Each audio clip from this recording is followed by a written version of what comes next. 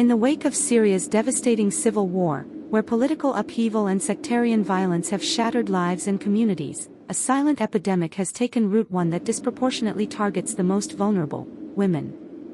Behind closed doors, in hidden rooms, and under the veil of fear, countless women have been abducted, assaulted, and subjected to horrors that are both deeply personal and politically charged. Yet, their stories are often silenced, their suffering ignored by a system too broken to protect them. As Syria grapples with the aftermath of a fractured society, these women, their families, and the few brave voices who speak on their behalf continue to fight not only for justice, but for the right to be seen, heard, and believed. This is not just a story of terror, it is a story of survival, resilience, and the urgent call for accountability in a world that often turns a blind eye to the suffering of its most vulnerable. It was a day that seemed like any other in the quiet village of Latakia, a peaceful summer morning bathed in golden sunlight. Ramia, a young teenager, eagerly prepared for the family picnic that was to take place that afternoon. The excitement of spending time with her loved ones in the village's serene setting, away from the shadows of conflict, filled her heart with joy. Little did she know, this day would forever be marked as one of terror and loss. As Ramia adjusted the picnic basket, a white car pulled up to her house, its engine humming like the calm before a storm. 3 men stepped out, their steps deliberate and heavy, their faces obscured by the shadows of their dark clothing. They claimed to be government security forces, their presence an unsettling reminder of the looming dangers that had followed Syria through years of unrest. Without explanation, they seized her by the arms, their grips tight and unyielding. Ramia struggled, but they overpowered her with ease, dragging her away to their vehicle. The harsh reality of the situation unfolded quickly, as the men began to beat her without mercy. Ramia's cries echoed through the air, but instead of sympathy, her tormentors only intensified their assault. Tears streamed down her face as her mind struggled to comprehend the brutality she was enduring. In the midst of her pain, one of the men asked a chilling question: "Are you Sunni or Alawite?" When Ramia responded, trembling with fear, "Alawite," the men's demeanor shifted. The very mention of her sect seemed to awaken something more sinister in them. They began insulting her, spewing hatred at a group of people that, for them, symbolized everything they had come to despise in the wake of the conflict. Ramia's story is not an isolated one. Since the fall of Bashar al-Assad's regime in December 2024, Syria has witnessed a horrifying rise in the abduction of women, many of whom belong to the Alawite sect. The Syrian Feminist Lobby, SFL, an organization dedicated to advocating for women's rights, has painstakingly documented this alarming trend. According to their reports, more than 80 women have gone missing under mysterious and often violent circumstances. Of these cases, 26 have been confirmed as abductions. Almost all of the victims are Alawite women, members of a sect that has long been inextricably linked to the fallen dictatorship. As the political landscape of Syria continues to shift and fracture in the wake of the regime's collapse, the fate of these women remains a haunting reminder of the dangers faced by those caught in the crossfire of a nation in turmoil. With each new case, the question lingers: how many more will disappear, and who will stand up for their safety and dignity in a country teetering on the edge of a new and uncertain future? The unsettling stories of abduction and assault faced by Alawite women continue to emerge, each one more harrowing than the last. Among them are 2 women, whose names we've changed to protect their identities, and the families of 3 others, all of whom have bravely shared the chilling details of their abductions. They each carry the scars, both physical and emotional, of their horrific experiences. But beyond their suffering, there is a pervasive sense of betrayal not only by the men who subjected them to violence but also by the very institutions meant to protect them. According to the accounts given, the General Security Service of the interim government, responsible for maintaining law and order, has turned a blind eye to the abductions. These women, already traumatized by their ordeals, sought help from the authorities, only to be met with indifference, or worse, mockery.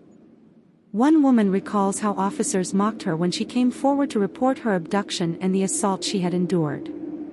This appalling dismissal of her suffering left her feeling both powerless and unheard, as though her voice did not matter in a country already torn apart by conflict. In November, the Interior Ministry spokesman declared that 42 alleged kidnappings had been investigated, and that all but one had been deemed false. However, when pressed for more information, the ministry refused to offer any further comment. A security source, however, shed a rare light on the truth. Kidnappings had indeed occurred, and some had involved members of the very security forces that were supposed to maintain peace. These officers, he said, had been dismissed as a result, but the damage had already been done. For those who have suffered, the dismissal of perpetrators is a small consolation when the larger issue is the systemic failure to prevent these crimes and ensure justice remains unaddressed. The time frame of these kidnappings, spanning from February 2025 to early December, covers a period of intense sectarian violence that has plagued Syria. The attacks, many of which were aimed at Alawite civilians, came to a devastating peak in March when more than 1,400 people, mostly Alawite, were killed in the western coastal regions. This massacre was part of a wave of revenge killings orchestrated by forces loyal to the Sunni Islamist-led government, sparked by a deadly ambush carried out by Assad supporters. The violence that followed left communities divided, with Alawites, once the core of Assad's regime, now finding themselves not only the target of hate but also facing violence from factions within their own sect who opposed the former president. For the Alawites who had supported Assad, their status as an elite group brought with it power and privilege. However, for those who had opposed the regime, the situation was very different. These Alawites found themselves oppressed and persecuted, caught between the power struggles of a fractured nation. The consequences of such internal divisions were far-reaching, with women like Ramia and many others becoming the silent victims of the conflict's brutal aftermath. What is becoming increasingly clear is that these women are not just victims of abduction, they are victims of a broader system of neglect and violence that continues to haunt Syria in the wake of the regime's fall. In a country where justice is elusive and accountability is scarce, the fate of these women remains uncertain, and their stories, though deeply painful, are yet another reflection of the ongoing suffering endured by Syria's people. Ramia's voice trembled as she recounted the harrowing details of her captivity, each word laced with the deep scars of trauma that would forever shape her life. Forced into a full-body covering and niqab, the veil that left only her eyes visible, she became a shadow of herself, concealed both physically and emotionally. The simplicity of her former life, the carefree moments spent with her family, the picnics and laughter felt like a distant memory, lost beneath the weight of the nightmare she was now living. Her captivity was confined to an underground room, dark and cold, with minimal furnishings, a bed, a dresser, and toiletries. Among these seemingly mundane items lay something that would haunt her mind for years to come: a condom, placed there with chilling indifference. In the quiet darkness of that room, Ramia's spirit began to break. Isolated and terrified, she made an attempt to escape, her desperation driving her to take risks that might have led to her death. She tried to take her own life twice, unable to bear the constant fear, shame, and uncertainty. But her captor, whose language and features marked him as an outsider, seemed indifferent to her suffering. Ramia recalled how he removed her niqab and took photos of her, an act that further stripped her of her dignity. These photos were not merely snapshots of her torment, they were tools in a chilling transaction. According to a woman who lived in the same building, who claimed to be the captor's wife, the photos were to determine her price for sale. The cold, transactional nature of her captivity became all too real in that moment. The woman spoke of many others who had been taken before Ramia. Some, she said, had been released after enduring unspeakable horrors, while others were forced into marriage or worse. This revelation struck Ramia like a bolt of lightning. She was not alone in her suffering. The fear of being sold or bartered like a commodity was an ever-present nightmare. The threat of being trafficked, a shadow looming over her every thought, made the confinement of her underground prison even more suffocating. While we were unable to verify reports of money being exchanged in these kidnappings, the stories shared by other victims and activists have painted a disturbing picture. Some women have spoken of being threatened with forced marriages or being sold to the highest bidder, further dehumanizing them in a country where their lives seem to hold little value. It's a grim reality that, despite efforts to bring justice and raise awareness, continues to plague the lives of countless women in the chaos that has engulfed Syria. Ramia's story is one of many, but it is also a story that calls for action. For each woman whose voice is stifled, for each life destroyed in the pursuit of power and control, there is a need for the world to bear witness. Her journey, like that of so many others, is far from over. And while her physical body may have been locked away in that underground room, her spirit, her resilience, and her story will echo through the walls of her captor's indifference, demanding to be heard. Nesma's voice quivered as she recalled the moment when her life was shattered. A mother in her 30s, she had been living quietly in her village in Latakia province, just like any other day, until the moment of terror arrived. Without warning, she was taken from her home, forced into a van with curtained windows that offered no escape, no view of the outside world. The oppressive silence of the journey only amplified her fear as she was driven away from everything familiar, her family, her life. When Nesma was finally locked away in a room with high windows, she realized she was no longer in the safety of her home, but in some kind of industrial facility, a place where human suffering had been reduced to a brutal routine. There, 3 men interrogated her relentlessly. Their questions were designed to extract information, demanding to know about the residents of her village and any links they might have had to the ousted regime. They were masked, their identities hidden, but their intent was clear. They spoke in the Syrian Arabic dialect, a language that carried the weight of the conflict, its sound now synonymous with pain and fear. The terror Nesma endured escalated quickly. The men, wrapped in their anonymity, told her that Alawite women were created to be sabaya, using an archaic term that spoke to a horrifying ideology. Sabaya is a word used by some extremists to refer to women treated as sex slaves, and it was a label that Nesma, as an Alawite, could not escape. The violence she suffered was not just physical but deeply psychological, as she was dehumanized and violated in ways that no person should ever endure. She was raped repeatedly, her body and mind assaulted with such brutality that she could think of nothing but death. "All I could think about was death, that I would die and leave my child without a mother," she confided, the anguish in her voice palpable even through the phone. Nesma's story is not an isolated one. Leen, another young woman, endured her own torment.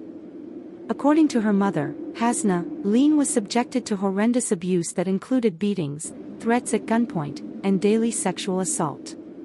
The nature of the violence was compounded by the cruelty of her captor, who kept his face covered and spoke broken Arabic. As he violated Leen, he boasted about his participation in the killings of Alawites during the sectarian violence of March. This was not just an assault on her body, it was an assault on her identity, her very existence as an Alawite woman, whose community was now marked for destruction by extremists. Her captor referred to the women as sabaya, a term that has become synonymous with degradation and exploitation in the hands of some Sunni extremists who view Alawites as heretics. These extremists, driven by their distorted beliefs, justified their actions as a form of righteous violence against those they considered unworthy of life. The use of such language was not just an insult, it was a methodical effort to strip these women of their humanity, turning them into mere objects of cruelty. And then there is the heartbreaking story of Noor, as told by her husband, Ali.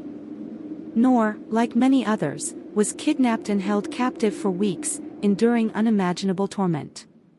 Alongside her story, we also hear from Somaya, a mother who painfully recounts the sexual assault her teenage daughter endured for 10 consecutive days. These accounts are filled with the unspoken agony of mothers who have lost their children to violence and daughters who have been robbed of their dignity. Each woman, each child, is a victim in a broader tragedy that continues to unfold in Syria, a tragedy where the bodies of women have become battlegrounds in a war defined by sectarian hatred and unchecked violence. The stories of Nesma, Leen, Noor, and Somaya are not just statistics or headlines, they are the voices of women whose lives have been shattered by forces far beyond their control. They are a testament to the unrelenting suffering faced by those caught in the storm of Syria's war, where human life has been reduced to a mere bargaining chip in a conflict that shows no mercy. Their resilience in the face of such brutality speaks volumes, but the scars they carry, both visible and invisible, will take years to heal, if ever. When Nesma mustered the courage to approach security officers and report her abduction, she was met with mockery and disdain. The officers, instead of offering support or investigating her claims, dismissed her suffering with cold indifference. "They said to me, 'You should say you were on a picnic,'" she recalled, a sharp contrast to the trauma she had endured. It was a chilling reminder that in the midst of her pain, she was not seen as a victim in need of justice but as an inconvenience, a nuisance to be ridiculed. For Ramia, the response from the authorities was equally disheartening. Initially, officers appeared to be engaged with her case, showing a fleeting sense of interest and urgency. However, when they identified her captor, their attention evaporated. The silence that followed was deafening. Ramia and her family, desperate for answers, were left in a state of limbo, their calls going unanswered. Then came the ominous threats, chilling messages warning them that they would pay a price if we talked. Fear gripped their hearts as the weight of these threats settled over them, and they were forced to make a heart-wrenching decision: to flee the country, leaving behind their home, their lives, and their sense of security. Ali's story mirrored this sense of uncertainty and fear. His wife, Noor, had been kidnapped and, thankfully, the authorities managed to arrest the perpetrator. But what happened after that remained a mystery. "We don't know what happened next," Ali said. The lack of transparency and follow-up left him in a state of constant fear. He worried that the kidnapper might be released, and if that happened, he feared the worst: the man would come after his family again. The promise of justice was elusive, replaced by the harsh reality of living in constant fear of retribution. Lean's mother shared a similar frustration. After her daughter's horrific ordeal, Lean was interviewed multiple times by security officers, each meeting filled with interest and sympathy, but nothing came of it. Despite the emotional toll of recounting the traumatic events, Lean's case seemed to fall into the abyss of bureaucratic indifference. No results from the investigations were ever shared with the family, even after months of waiting. The lack of progress or communication from the authorities added insult to injury, leaving the family feeling as though their suffering was being ignored, as if their pain was not worth the time or effort required to seek justice. Somaya, like so many others, sought to report the assault on her daughter, yet her efforts were met with nothing but silence. She, too, received no updates, no follow-up, and no assurance that her report had been taken seriously. It was as though the system, meant to protect and serve, had closed its doors to the very people who needed it most. These stories of neglect, fear, and impunity paint a grim picture of a system that has failed its people. The security forces, whose duty it is to uphold justice, have instead become part of the problem, treating victims with contempt and offering no meaningful accountability.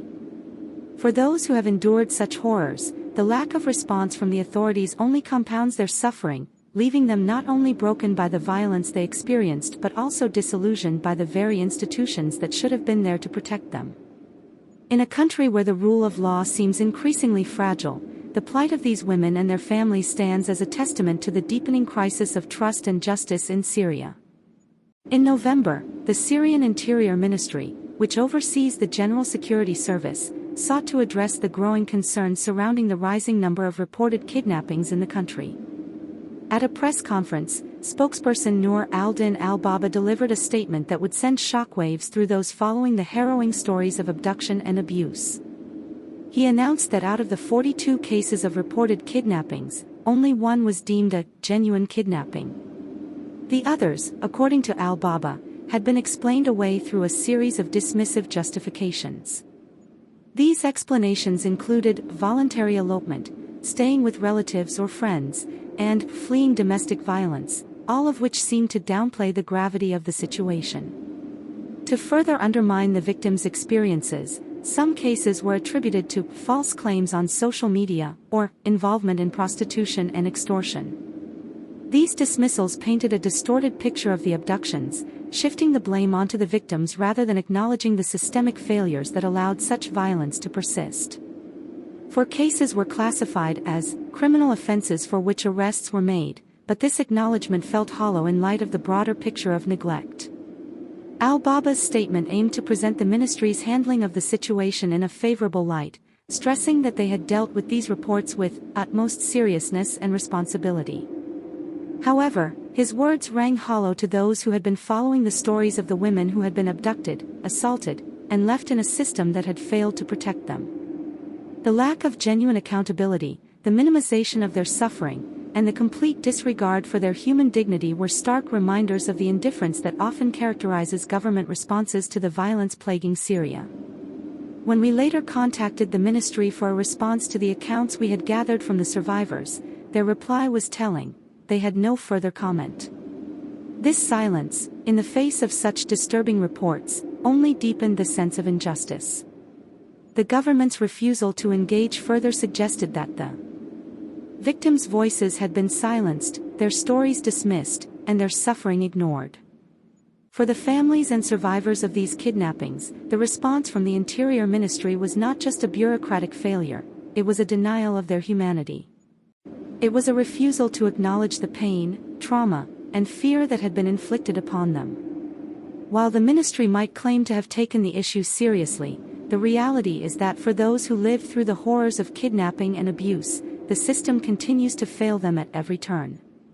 A security source, speaking on the condition of anonymity, revealed a disturbing undercurrent within Syria's security forces that sheds light on the complexity and corruption surrounding the abductions. According to this source, some elements within the system were engaged in undisciplined actions, including temporary kidnappings, which were motivated by a range of reasons: financial extortion, personal grudges, or even revenge stemming from the time of the previous regime. These motivations hinted at a deeply entrenched culture of lawlessness and disregard for the basic principles of justice, allowing individuals within the General Security Service to use their positions of power for personal gain or vendettas. The source acknowledged that these actions were not isolated incidents and that some members of the security service had adopted kidnapping as a tool of revenge. This was particularly alarming, as it suggested a gross abuse of power, where security officers, tasked with maintaining law and order, were themselves participating in criminal acts. Some cases of these rogue officers had been uncovered, and the perpetrators had been dismissed, but this admission only raises further questions about the extent of the problem. How many cases went undetected? How many victims were left without recourse? And what steps were taken to address this systemic issue? Among the women and families we spoke to, 4 were unable to identify their captors, adding to the mystery and fear surrounding the abductions. This lack of clarity only deepens the sense of vulnerability experienced by the victims, as they cannot even point to those responsible for their suffering.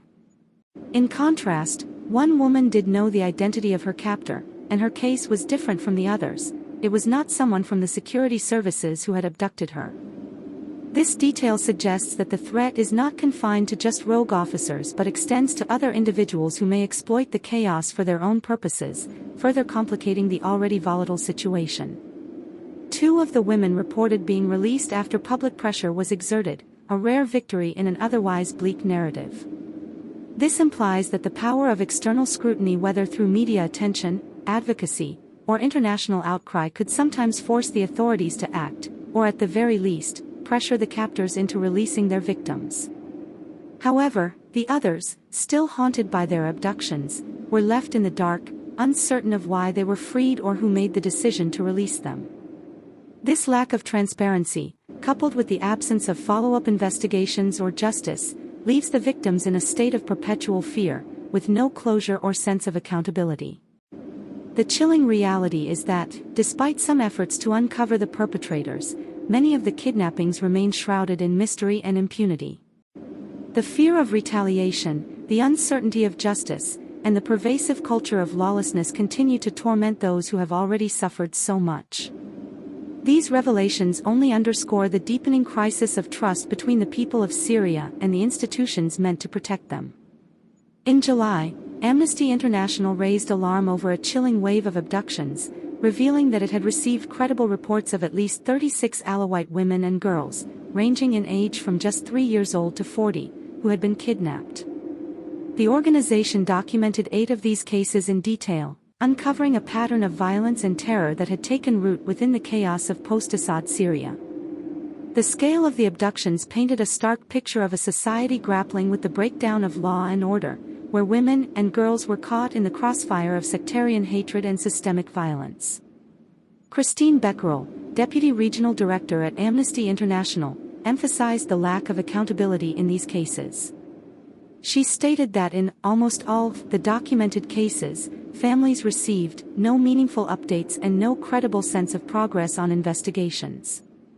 The silence from the authorities was deafening, leaving families of the victims to wonder whether their loved ones would ever be found, and if justice would ever be served. The indifference of the system to their suffering only deepened the sense of abandonment and fear. Despite the grave nature of the crimes, the absence of meaningful action from the authorities meant that victims and their families were left in a state of perpetual uncertainty, with no answers and no closure. Yaman Hussein, a Syrian human rights activist and writer based in Germany, who has closely followed the issue, argued that the kidnappings had a deep ideological foundation. According to Hussein, the abductions were rooted in the desire to violate the defeated side, and were aimed at spreading fear among Alawite women. The targeting of Alawite women, in particular, spoke to a broader sectarian agenda, seeking to demoralize and terrorize a group already burdened by the historical association with the Assad regime. The ideological motives behind these abductions reflected a desire to perpetuate sectarian divisions, using violence and humiliation as tools to further alienate and marginalize the Alawite community. However, Hussein also pointed out that the issue was not solely driven by ideology. The general climate of impunity that prevailed in Syria had created fertile ground for groups without ideological motives to carry out kidnappings as well. This atmosphere of lawlessness, where criminal acts went unpunished and perpetrators operated without fear of reprisal, had allowed even those with no sectarian agenda to exploit the chaos for their own purposes. Kidnappings, extortion, and abuse became another form of currency in a fractured society where the rule of law had all but collapsed. The combination of ideological motivation and unchecked impunity painted a bleak picture for Alawite women, who found themselves vulnerable not only to the sectarian violence that had consumed Syria but also to the broader lawlessness that permeated every corner of the country. The abductions were not isolated incidents, but part of a larger pattern of exploitation and terror, where women were forced to bear the brunt of a conflict that was, in many ways, being waged on their bodies and their identities.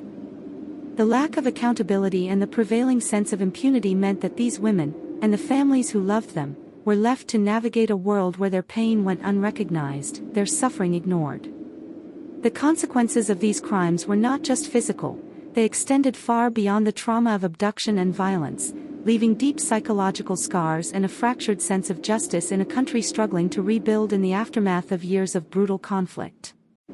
The Syrian feminist lobby reported that, alongside the Alawite women who suffered abduction and abuse, a small number of Druze and Sunni women were also kidnapped. These women, however, were released after a period of captivity, which may seem like a rare victory, but it does little to diminish the fear and pain that linger in the hearts of those who remain missing. According to the lobby, 16 Alawite women are still unaccounted for, their fate uncertain and their families left in a state of perpetual anguish. The fear of retribution, compounded by the stigma surrounding sexual assault, casts a long shadow over their lives, forcing them to navigate a world where silence often feels like the only means of survival. Lean, one of the survivors, lives in a constant state of anxiety. Her mother described how every knock on the door fills Lean with dread, a reminder of the trauma she endured. The horror of her abduction and abuse has left deep scars, and the persistent fear of being found again haunts her every moment. This anxiety is not just a passing worry, it is a daily reality that she carries, a burden that is impossible to put down. The ongoing psychological toll is evident, as survivors like Lean find themselves trapped in a cycle of fear that prevents them from truly healing. Nesma's life has also been irreparably changed. Her marriage has collapsed, a casualty of the trauma she endured.